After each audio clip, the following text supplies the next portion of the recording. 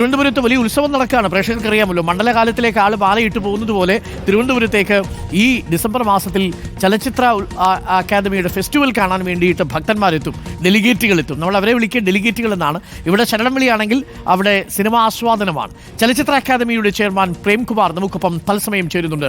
നമസ്കാരം Shri Premkumar, very good morning. നമസ്കാരം. ആദ്യം തന്നെ ഒരു അഭിനന്ദനം അറിയിക്കുന്നു. കാരണം സാധാരണ ഫിലിം ഫെസ്റ്റിവലിനെ കൊണ്ടായ ഒരു മൂന്നാമത്തെ ദിവസം ആകുമ്പോൾ മുതൽ ഞങ്ങൾക്ക് കുറച്ച് വാർത്തകളൊക്കെ അവിടെ നിന്ന് കിട്ടും.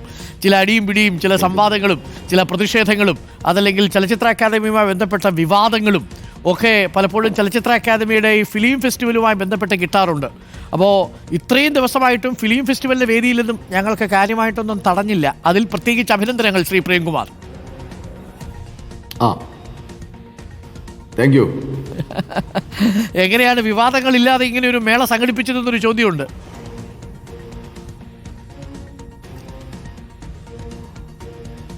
അല്ല, അത് എൻ്റെ ഒരു മിടുക്കോ കഴിവോ ഒന്നുമില്ല. കാരണം ചലച്ചിത്ര അക്കാദമി 25 വർഷങ്ങളായിട്ട് കൃത്യമായ ഒരു സംവിധാനം, ഒരു സിസ്റ്റം അവിടെ ഉണ്ട്. അപ്പം അതിൻ്റെ ഒരു കൂട്ടായ പ്രവർത്തനമാണ്. സിനിമ എന്ന് പറയുന്നത് തന്നെ അതൊരു സംഘകല, ഒരു കളക്റ്റീവ് ആർട്ട്. ഇത് ചലച്ചിത്രമേളയാണ്. തീർച്ചയായിട്ടും ഒരുപാട് പേരുടെ പ്രയത്നവും പ്രവർത്തനവും എല്ലാം കൂടിച്ചേരുമ്പോഴാണ് അതിൻ്റെ ഒരു ഫൈനൽ റിസൾട്ട് ഉണ്ടാകുന്നത്. ഇതും അത്തരത്തിൽ വലിയ ഒരു സംഘത്തിൻ്റെ ഒരുപാട് പേർ ചലച്ചിത്ര അക്കാദമിയിലെ കുറേ പേരുണ്ട്. അഹോരാത്രം ഇതിനു വേണ്ടി പ്രവർത്തിക്കുന്ന അവർ, എൻ്റെ പ്രിയപ്പെട്ട സഹപ്രവർത്തകർ, നമ്മുടെ അക്കാദമിയുടെ തന്നെ സെക്രട്ടറി, ഇതിനെക്കുറിച്ചൊക്കെ വളരെ വ്യക്തമായ ധാരണയുള്ള ആളാണ് ശ്രീ സി അജോയ്.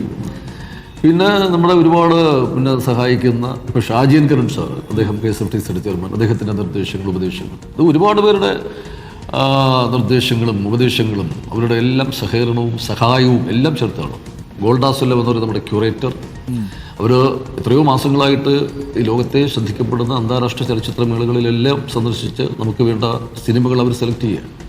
പിന്നെ ഇവിടെ നമ്മുടെ ഇന്ത്യൻ സിനിമ നൗ, അതുപോലെ മലയാളം സിനിമ ടുഡേ, ഇതൊക്കെ ലോകത്തിന് മുമ്പിൽ നമ്മുടെ സിനിമയെ പോലും അത് ഷോക്കേസ് ചെയ്യുന്ന രീതിയിൽ സിനിമകളുടെ ഒരു തിരഞ്ഞെടുപ്പായിരുന്നാലും എല്ലാ കാര്യത്തിലും ഒരു ഐഡിയ ആണെന്ന് തോന്നുന്നു. ഈ ഫിലിം ഫെസ്റ്റിവലിനിടയ്ക്ക് രക്തദാനം അത് ഹിറ്റായെന്ന് കേട്ടു.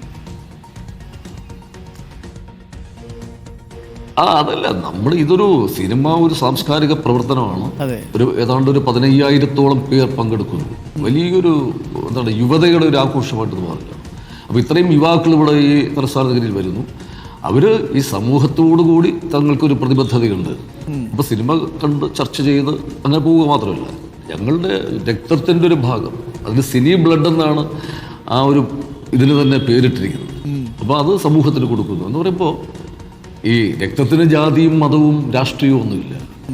ശരിക്കും ഒരു മാനവികതയുടെ പ്രതീകമാണ് രക്തം എന്ന് പറയുന്നത്. അത് ഈ സമൂഹത്തിന് കൊടുക്കുമ്പോൾ അവിടെ ഒരു എല്ലാം അത് വലിയ അർത്ഥം ലോകത്തിന് വിളംബരം ചെയ്യുകയാണ് അതിലൂടെ. അപ്പോൾ ഇത് വലിയ ഒരു വെറൈറ്റി ഐഡിയ ഒരുപാട് സാമൂഹ്യ പ്രവർത്തനം കൂടിയായിട്ട് മാറുക. അതെ, മാത്രമല്ല ചലച്ചിത്ര ഈ ഫെസ്റ്റിവൽ ആസ്വദിക്കാനെത്തിയ ഡെലിഗേറ്റുകൾ ഒരു മടിയും കൂടാതെ ചെറുപ്പക്കാരൊക്കെ വന്ന് രക്തം കൊടുത്തു പോകുന്നു എന്നറിയുന്നൊരു വലിയ സന്തോഷം.